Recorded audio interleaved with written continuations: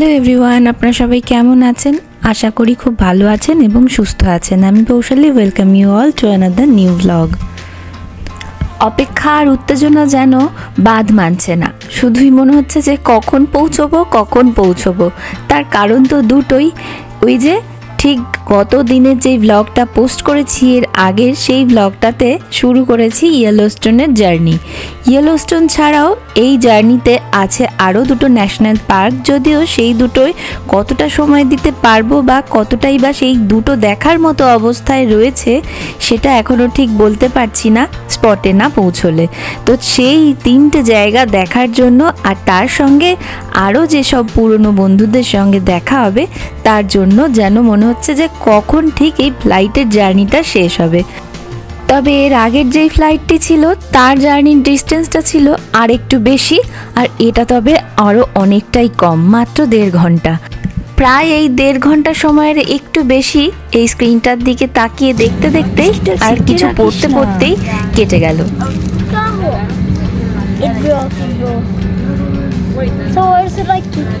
Keep করতে হবে কেন? খেয়ে নাও। চলুন এবার নিয়ে নামি আপনাদের একেবারে প্রথম থেকেই, যেমনটি আমরা দেখব তেমনটা ঠিক আপনাদেরকেও সেইভাবেই ঘোরাবো বলেই একেবারে শুরু থেকেই শুরু করছি। তাই প্রথমে আমরা মন্টানা স্টেটের এই বোজম্যান বলে এয়ারপোর্টটিতে নেমেছি। এখান থেকেই একেবারে পাহাড়ের উঁচুগুলো দেখতে পাওয়া যাচ্ছে, যেখানে অল্প অল্প এখনও বরফের আস্তরণ জমা রয়েছে। তবে মিনেসোটায় যখন ফ্লাইটে উঠেছি ঠিক তারপর থেকেই ওয়েদার কিন্তু একটু মুখ ভার করে ফেলেছে। সেটা দেখে এখানে এসে নামার পরেও বেশ একটুখানি চিন্তিতই লাগছে যে গোটা ট্রিপটা আবার এরকম হবে নাকি রে বাবা, তার মধ্যে আবার বৃষ্টি যেখানে আমাদের পিছু ছাড়ে না। যাই হোক, চলুন এখন নিচে নামা যাক, আর নিচ থেকে নেমে ব্যাগ কালেক্ট করে আর বন্ধুদের সঙ্গে দেখা করি। তার আগে এয়ারপোর্টটা এই দেখুন। এই হলো গিয়ে ইয়েলোস্টোনের যে দুটো এয়ারপোর্টে নামা যায়, একটা হচ্ছে গিয়ে এই বোজম্যান আর একটা জানি কি জ্যাকসন হোল। সেই এয়ারপোর্টটা খুব সুন্দর নাকি শুনেছি, বাট সেটার ভীষণ বেশি দাম ছিল টিকিটের বলে আমরা এটাতেই সকলে কেটেছি। তো এখন দেখছি খুব ভিড়, এখানে ভীষণ ভিড়। তো যাই হোক, এখন সকলের সঙ্গে দেখা হবে অনেকগুলো দিন পর, কারোর সঙ্গে অনেকগুলো মানে 1.5 বছর পর। চলুন মামা এখানে।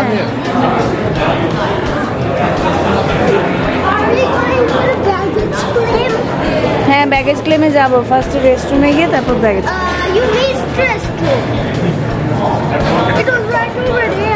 We will go there. So we reached Bozeman Airport. Now we're just moving to the baggage area. The airport is very nice.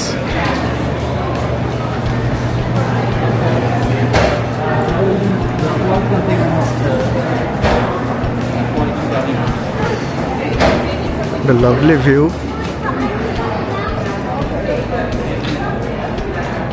খুব সুন্দর ভিউ, জাস্ট ভিউটা দেখানোর জন্য একটু আনছি। স্নো ক্যাপড মাউন্টেন,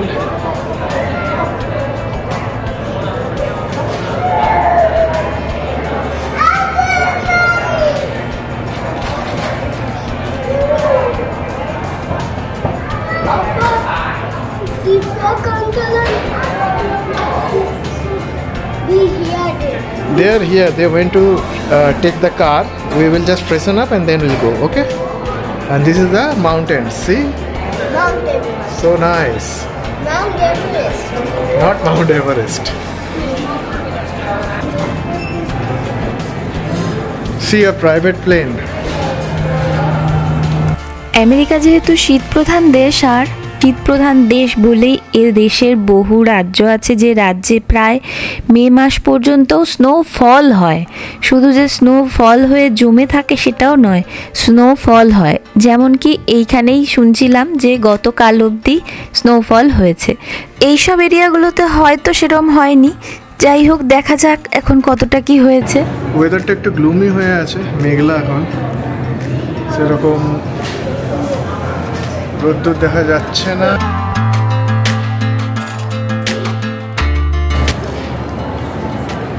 তো এই হলো ইয়েলোস্টোনের এয়ারপোর্ট। খুবই সুন্দর, পুরো একদম কাঠের স্ট্রাকচার বানানো আছে। গিফট শপ থেকে শুরু করে নানান ক্যাফেজ আছে, ছোট ছোট রেস্টুরেন্টস আছে, সুভিনিয়ার শপ আছে। মোটামুটি এদেশের কি অন্যান্য সমস্ত দেশেরই এয়ারপোর্টগুলোতে যেরকম যা যা থাকে দোকানদানি, তারপর টুকটাক কিছু কেনার জায়গা, খাওয়ার জায়গা আর রেস্টরুম ইত্যাদি ফ্রেশ হয়ে নেওয়ার, সেই সমস্তই অল্প বিস্তর আছে। সেমও কিছুটা হয়তো, তবুও সবাই তো সবার মতো করে আলাদা, তাই হয়তো আলাদাভাবে কিছু ভালো লাগছে।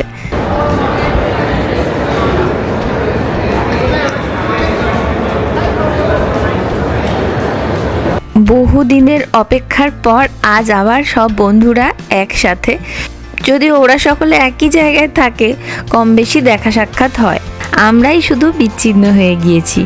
তাই অনেকদিন পর দেখা হতে বন্ধুদের সঙ্গে খুবই ভালো লাগছে। গল্প এখন সেরকম কিছু করা না গেলেও দেখেই যেন মনে হচ্ছে যে কত দিনের গল্প গুজি করে ফেললাম। যাকগে চলুন, ওইখানটায় দেখলেন ফায়ার প্লেসটা কেমন জ্বলছিল?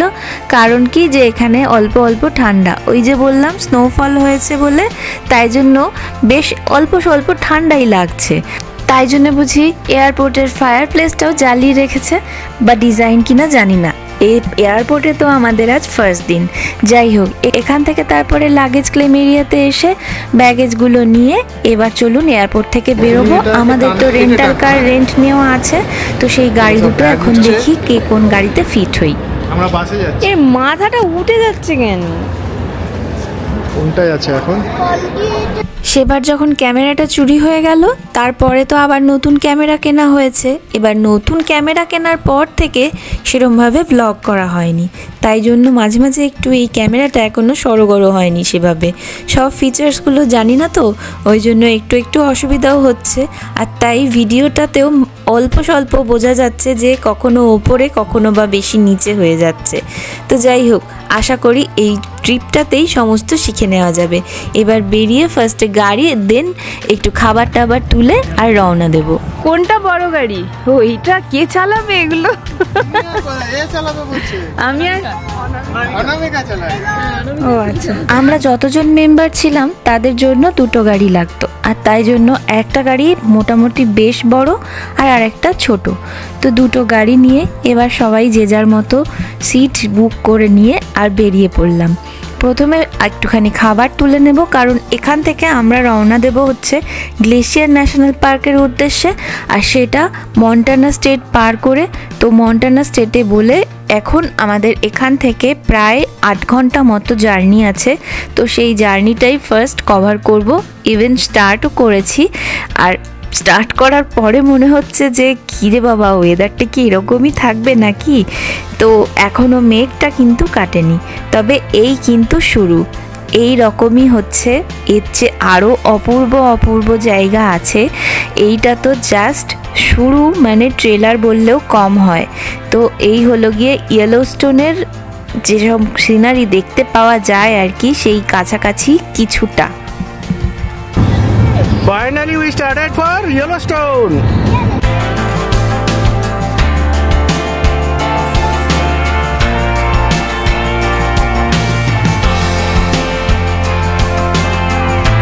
আমরা এই গাড়িটাতে ঠিক এই গজনেই উঠেছি আর এই অ্যাকোমোডেশনে বসেছি। আমি রনকে নিয়ে একদম পেছনের সিটটায়, আর একটা সিটে রয়েছে ওর কার সিটটা, আর তার সামনের সিটে রয়েছে দীপান্বিতা আর স্নেহাংশুদা, তার সামনে রয়েছে দীপালি আর দীপ্তনীল, আর একদম সামনে রয়েছে দীপ আর দীপকদা। তবে দীপ, দীপকদা আর স্নেহাংশুদার সিটটা সবসময় চেঞ্জ হতে থেকেছে, কারণ ওরা তিনজনেই এক এক সময় এক একজন ড্রাইভ করেছে বলে। গাড়িটা এখন যখন দেখছি, দেখে মনে হচ্ছে সামনে থেকে, ও মা, সেরম তো খুব একটা বড় না, কিন্তু জানেন তো গাড়িটা না বেশ বড় ছিল। ইয়েলোস্টোনে আরও যেসব গাড়ি টাড়ি দেখছিলাম, সকলের মধ্যেই এই গাড়িটা যখন পার্ক করা হচ্ছিল, সেই পার্কিং লটে দেখে বোঝা যাচ্ছিল যে গাড়িটার সাইজটা কি মস্ত। আরও এরকম অনেক গাড়ি গেছে ওখানে, কারণ এ তো বেশ অনেক বড় জায়গা, আবার অনেক দূরের জায়গা। তো মানুষ যখন যান তখন দলবদ্ধভাবেই অনেক সময় অনেকে বেড়াতে যান। আর দলবদ্ধভাবে গেলে দলে দলে ওই একটা গাড়ির মধ্যেই যাতে এঁটে যায় এরকম ব্যবস্থা থাকলে তো খুব ভালো হয়। আমাদের কয়েকজনকে আলাদা গাড়িতে যেতে হচ্ছে তাই, আর যদি সবাই একই গাড়িতে যেতে পারতাম সেটা বুঝি আরও মজার হতো। তবে প্রকৃতপক্ষে এবার আমেরিকার যে আসল কান্ট্রি সাইড সেই সমস্ত জায়গার ওপর দিয়ে যাচ্ছি, কিন্তু মানে এই সমস্ত জায়গাতে আশপাশটা তাকালেই দেখতে পাচ্ছি বেশ চাষযোগ্য জমি আছে, আর তাতে চাষও হচ্ছে কিছুর। আর তার সঙ্গে চাষের জমিতে যেভাবে আমেরিকাতে জল দেওয়া হয় সেই মেশিনগুলো অনেক অনেক লাগানো আছে।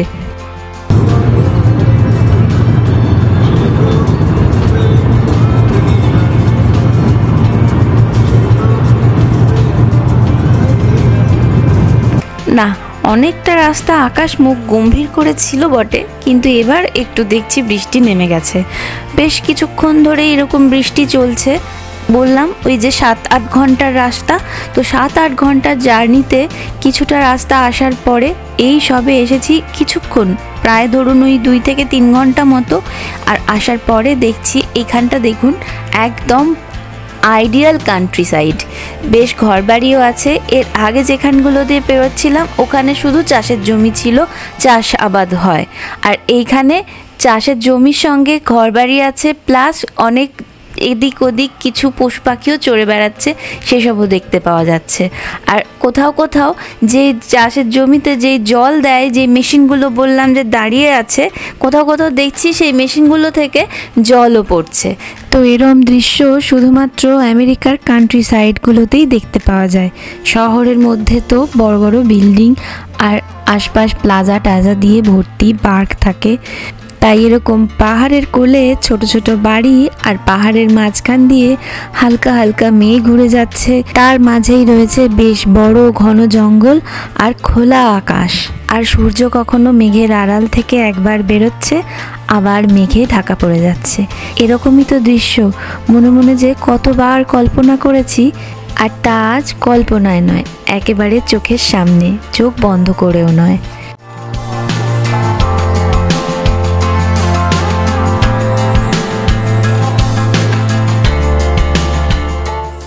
আমি কিন্তু সেই যে মাঝরাত্রে ঘুম থেকে উঠেছি, মানে ধরুন ওই রাত্রি 1:30টার সময়, তারপর থেকে গোটা সকাল দুপুর কেটে এখন বিকেল সন্ধে হব মাঝখানে শুধু ওই একটু আধটু হয়তো কোনো ফ্লাইটে ঘুমিয়েছিলাম, চোখের পাতা বন্ধ করেছিলাম।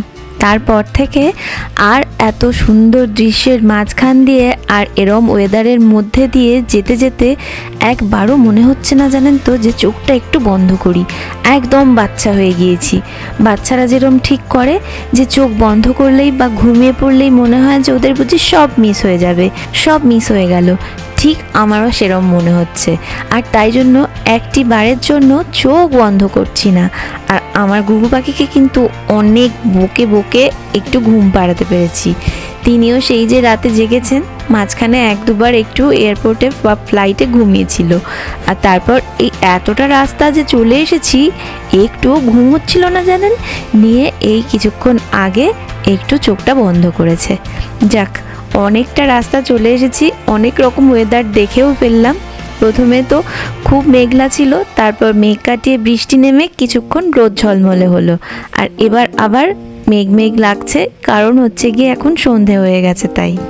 তবে এদেশে সন্ধে তো হয়ে যায় অনেক আগে, ঘড়ির কাঁটা বলে সন্ধে পেরিয়ে রাত নেমে গেছে, কিন্তু তাও বাইরে থাকে অনেক আলো, আর সেই রকম এখানেও তাই।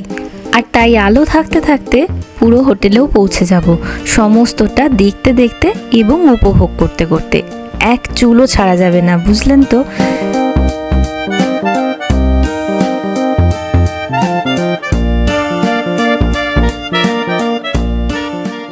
অনেক সকালে বেরিয়েছি আর অনেকটা পথ চলেও এসেছি, প্রায় হোটেল পৌঁছবো।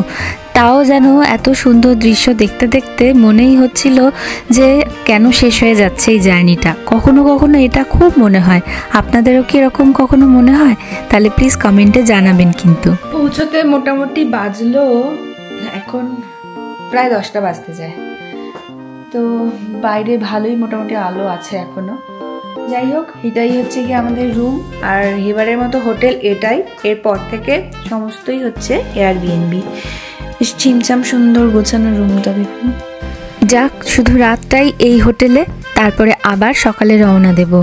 আর তার সঙ্গে আজকের ব্লগটাও কিন্তু এখানেই শেষ করছি। আবার দেখা হবে নতুন ব্লগে। ততক্ষণ সকলে খুব ভালো থাকবেন, সুস্থ থাকবেন এবং সাবধানে থাকবেন। আর ব্লগগুলো প্লিজ ভালো লাগলে একটু লাইক, শেয়ার আর সাবস্ক্রাইব আর ফলো করার রিকোয়েস্ট রইল। Thank you so much for watching. ভীষণ চেষ্টা করছি এর পরের ব্লগগুলো খুব তাড়াতাড়ি নিয়ে আসার।